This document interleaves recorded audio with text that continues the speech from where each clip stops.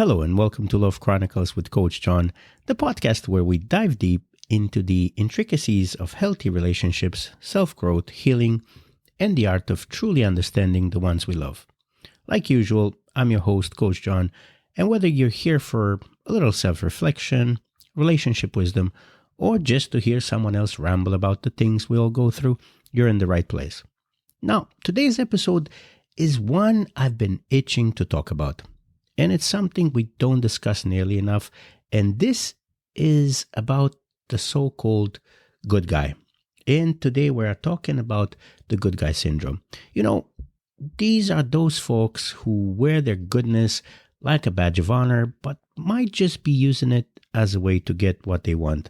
It's a topic that's equal parts fascinating. And let's be honest, it can be a little frustrating because at the end of the day, who doesn't love a good guy, right? I mean, except, well, when the goodness is more of a strategy than a personality trait. You might call it niceness with string attached. It's kind of like getting a free pen at a conference, right? I mean, it's nice to get a pen it's nice to get a free pen, but it's also branded with the company's logo, so every time you use it, you're reminded of who gave it to you and why. You know, they say good guys finish last, but in my experience, they're often first in line when the check arrives at the dinner table. They've got that move down pat. Oh, let me get this. No, I insist. And you're left wondering if this is just them being nice or if they're secretly counting on you mentioning it to everyone at brunch tomorrow. Oh, did I mention how Brian covered dinner last night? He's such a good guy, isn't he? And there you have it. Mission accomplished for Brian. But now, in all seriousness, there's more to this syndrome than just a few dinner checks. And it's rooted in complex psychological behaviors. And if you've ever felt like you've been on the receiving end of this manipulative niceness, you are not alone. And in fact, researchers have been studying these dynamics for years now. And today, we're going to unpack that subject a little bit. We're going to explore the work of some brilliant psychologists, including, well, my favorite, in terms of relationships, it's John Gottman, who has spent decades studying what makes relationships thrive and what makes them crumble. So let's get ready, my friends, because today we're not just scratching the surface. Well, that's what we're going to try and look. We're going to try and look deeply and see why this is happening. And we're going to dive deep into this, and we'll try to understand why some people weaponize their goodness and how to navigate these tricky dynamics in your own relationships, no matter on which end of this story you are on, okay? And you'll understand more what I'm talking about in a few minutes. So the first question actually is, what exactly is this good guy syndrome that I'm talking about? And to put it simply, it's when someone, it's usually a man, but not exclusively, uses their niceness, their helpfulness, their goodness as a way to manipulate others. They're not necessarily bad people, but their intentions aren't always as pure as they seem. It's like they're playing a long game where the prize is your validation, your affection, sexual favors, or even your submission. Now, before I go any further, let's make one thing clear. And I want us all to understand this because I don't want us to make the confusion here, okay? Because being kind, being compassionate, being a decent human being, that is never the problem, and we need more of the good people. But the problem arises when these good behaviors are used as a mask, hiding deeper insecurities, fears, or a need for control. It's like John Gottman said, I forgot exactly where I read this, but it stuck with me because he said something like, love is something you do, not something you feel.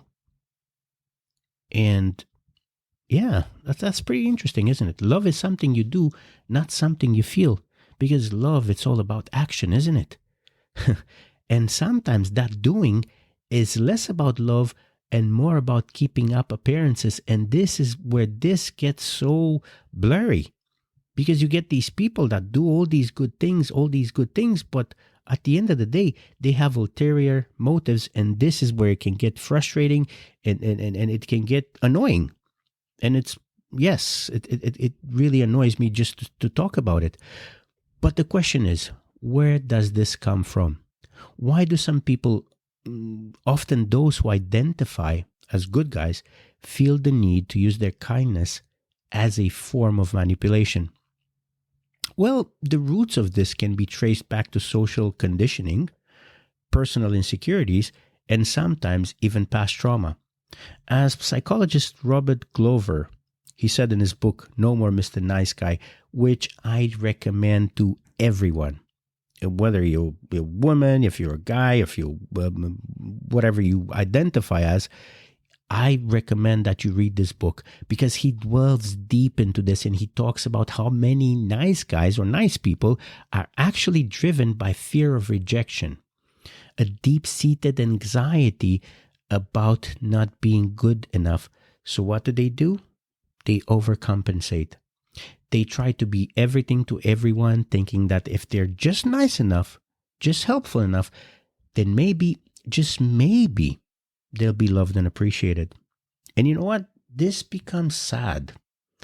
All that indignation, when, we don't like it. Who likes to be manipulated? Who likes to be treated like, like for exchange, no. We don't like this transactional stuff when we talk about relationships. But when we look at the reason why many people do this, it's actually sad, isn't it? It's sad because it's anxiety, and it's that fear of not being good enough, and they put a lot of effort to overcompensate. And in Glover's book, and Robert Glover's book, what's interesting to find out that these people, when they do this, they exert this kind of behavior. They're not even conscious they're doing it. They don't even think that they manipulate, and they genuinely think they are nice people, and they're overcompensating. But, still, here's the kicker. When this kindness, and that makes the difference between a good guy and actual the guy that has, or the person that has the syndrome.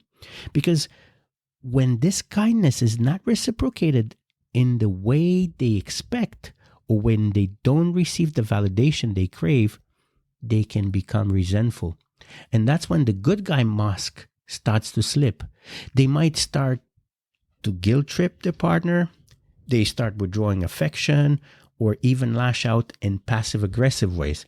And it's like they're saying, oh, look at everything I've done for you. How dare you not to appreciate me the way I want to be appreciated? So, does this sound familiar? Yeah, it is a lot more common than we might like to admit. And let's look a little bit closer to this. Why does someone who appears so good on the outside harbor these darker, manipulative tendencies? One of the core issues at play here, it's what psychologists call covert narcissism. Now, I know that narcissism sounds like a big, bad word, but hang with me here. Because covert narcissists aren't like the stereotypical in-your-face narcissist who crave the spotlight. Instead, they're more subtle. And they seek validation not through grandiose display, but through self-sacrifice and playing the role of the quotation marks perfect partner. But underneath that selflessness is a deep need for validation, for reassurance that they are indeed good enough. It's like they've constructed this identity of being the good guy, and anything that threatens that identity, like, say, a partner's asserting their own needs or boundaries, this can feel like a personal attack. And that's when the manipulation starts to creep in. John Gottman, again, he talks about the importance of understanding bids for connection in relationships. He says that when these bids are ignored or rejected, it can lead to what he calls negative sentiment override, where even neutral or positive interaction are seen in a negative light.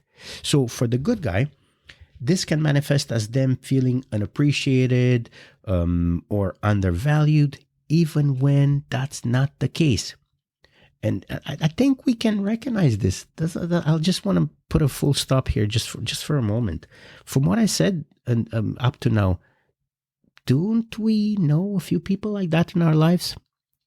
Or don't we recognize some of these actions at some point? I'm not saying now, but I'm saying that at some point we might do these kind of things. I think we can see them.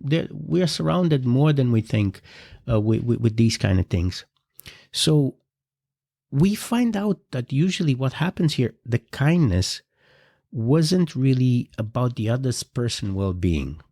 It was about maintaining their own self-image. And this is where it gets tricky. And it's going to get tricky and trickier with this subject. And I'll use this a lot because it is a tricky subject. Because on the surface, the good guy is doing all the right things. I mean, they're attentive, they're supportive, they're always there when you need them. But underneath it all, there's this expectation, this unspoken contract that says, I'm doing all this for you, so you owe me. And when that debt doesn't get paid, well, let's just say the nice guy can turn not so nice really, really quick. And another sign to watch out here for is those quick changes in mood, the mood changes. If they change from nice to bad, to angry and sad and angry and just that's a big sign. That's a big no-no right there. And it's a red flag. So, speaking of red flags and how do you know if you or someone you're involved with might be suffering from the good guy syndrome? Well, let's talk about these red flags. Let's talk about these signs. First, let's look at the over-the-top gestures. Those grand displays of affection or kindness that on the surface, they seem incredibly sweet. But if you dig a little deeper, you might find that these gestures come with strings attached. It's not just about making you happy. It's about ensuring that you see them in a certain light.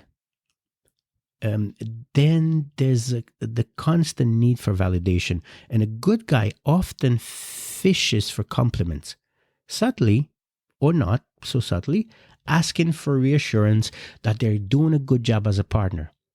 You do appreciate everything I do for you, right? They might say. And if you don't respond the way they expect, you might notice a shift in their behavior.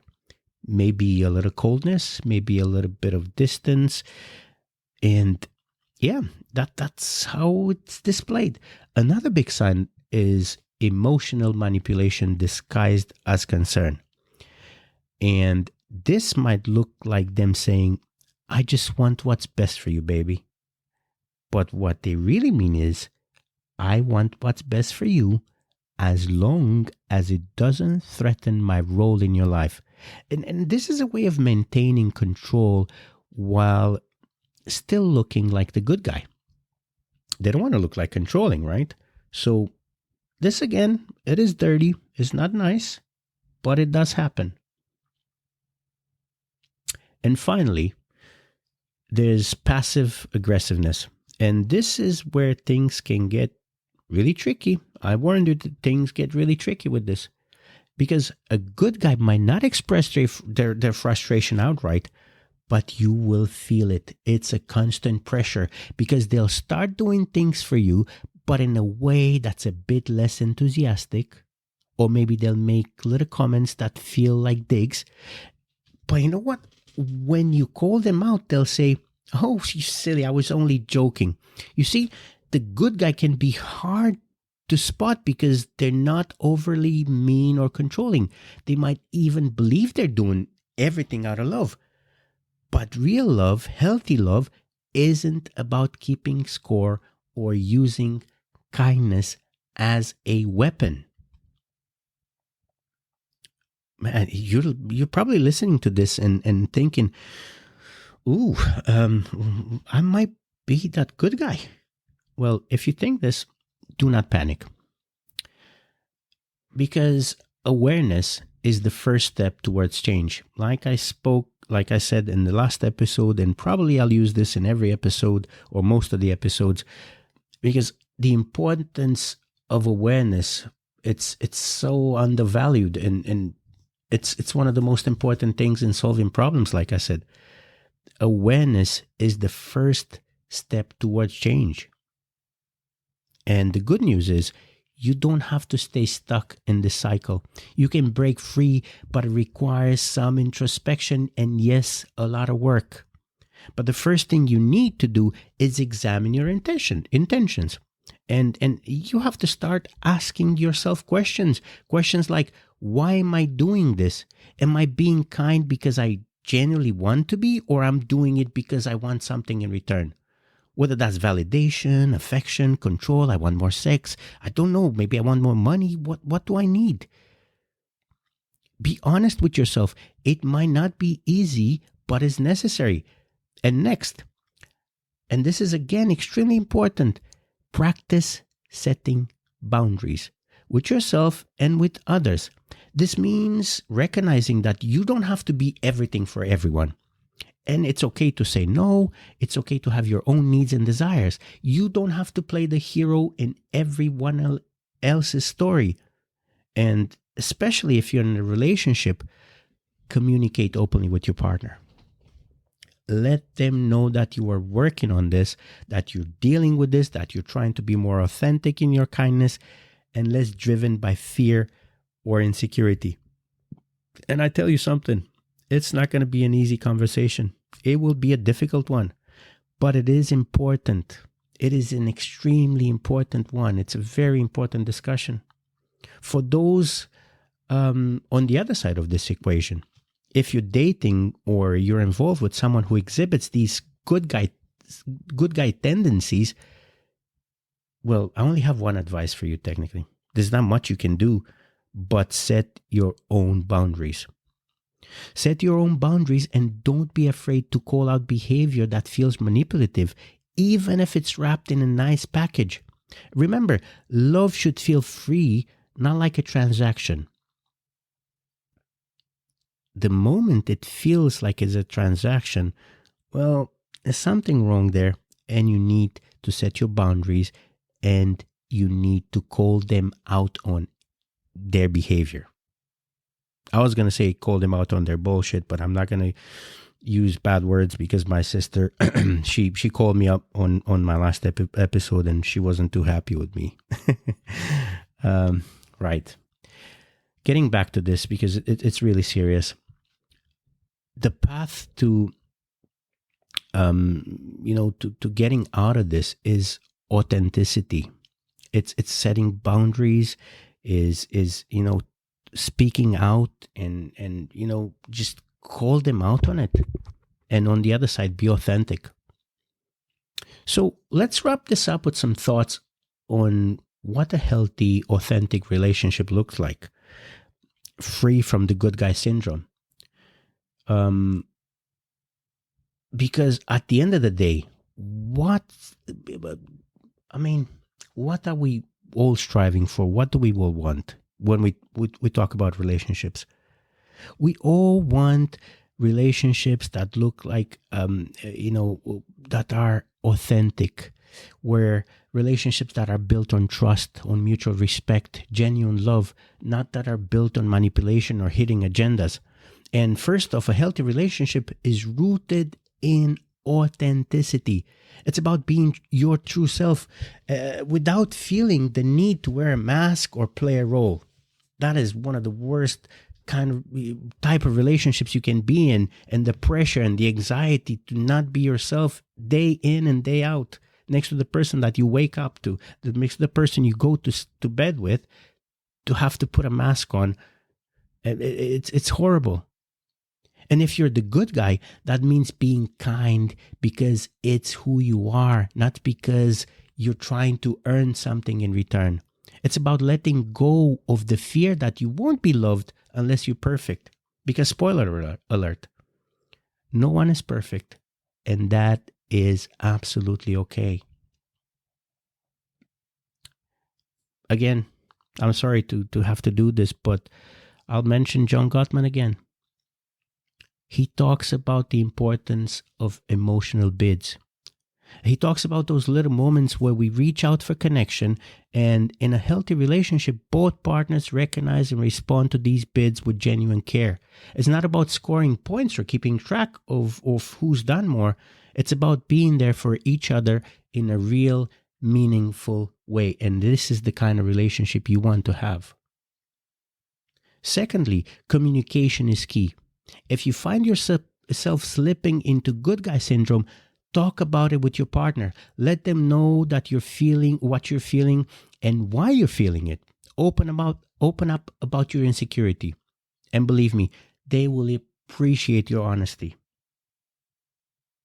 They'll appreciate your honesty more than your fake goodness, that you expect something in return. And if you're on the receiving end, encourage that openness.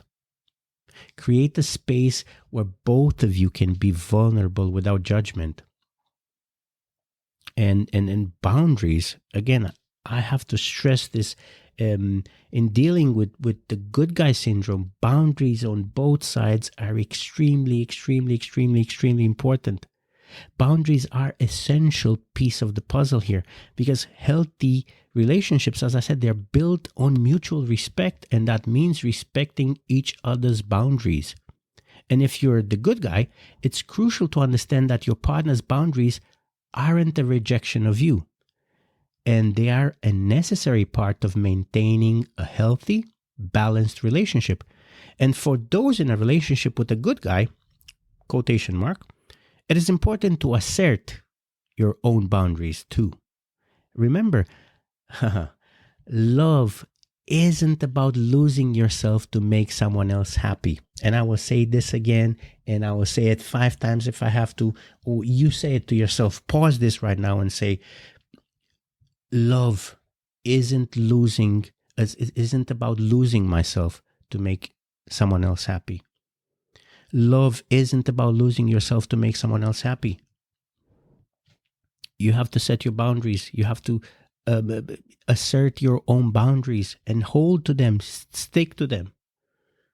And finally, let's talk about self-worth. One of the reasons good guy syndrome can be so damaging, it's because it's often rooted in low self-esteem. And the good guy feels like he has to earn love because deep down, he doesn't believe he deserves it, just as he is. And breaking free from this mindset, recognizing your own inherent worth, knowing that you deserve love and respect simply because you're you, not because of what you do for others. Man, this is such a lesson here. If you are the good guy with the good guy, with the syndrome, good guy syndrome, think about this. People need to love and respect you because of who you are, with your errors, with your faults, and not because of what you do for them. So to all my good guys out there, you don't have to perform or prove yourself to be loved. Because real love comes from being vulnerable, being honest, and being your true self. And everyone in a relationship with a good guy, remember to look beyond the gestures and see the person behind them. Encourage them to be real with you, and you be real with them in return. Set those boundaries. And there you have it, folks. A deep dive into the good guy syndrome and how we can all work towards more authentic, healthier relationships. It's not an easy journey, but it's a worthwhile one. Remember, love should lift us up, not weigh us down with expectations and unspoken contracts. And in the end, if today's episode resonated with you, be sure to subscribe to Love Chronicles so you can join us every week as we explore the many facets of love, healing, and self-growth. And hey, if you got a story or a question about today's topic or any topic, really, just drop me a message. I'd love to hear from you. You can find me on Facebook, on the John Gottman. You can find my Instagram. You can drop me messages here, and I'll try and respond to each and every one of you. And I want to encourage you to love authentically. Be authentic, and yeah, let's grow together. Until next time, keep loving with your whole heart, keep growing into the best version of yourself, and keep healing those beautiful souls of yours. This is Coach John, signing off.